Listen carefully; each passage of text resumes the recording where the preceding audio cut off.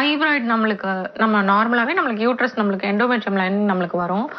நார்மலாவே நம்மளுக்கு ஒரு 12 to 14 வரைக்கும் தான் நார்மல் அதோடைய வளர்ச்சி.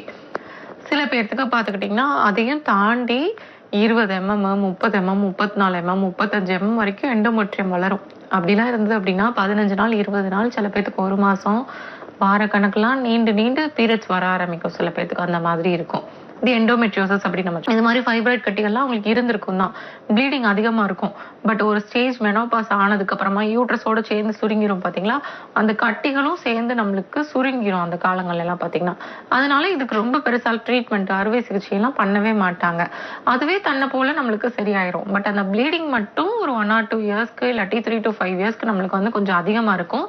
அத வந்து நம்ம எப்படி ஓவர் கம் பண்ணி வரது அப்படின்றத நம்ம அதுக்குரிய ட்ரீட்மெண்ட் கரெக்ட்டா பார்த்து நம்ம கட்டிகள கரைக்கிறதுக்கும் நல்ல மூலிகை மருந்துகள் இருக்கு. அத கரெக்ட்டா ஃபாலோ பண்ணிட்டு வரப்போ நம்மளுக்கு ஃபைப்ராய்டு கட்டிகள் நம்மளுக்கு குணமாயிரும். கரைஞ்சிரும் நம்மளுக்கு. அறுவை சிகிச்சை பண்ண தேவையில்ல.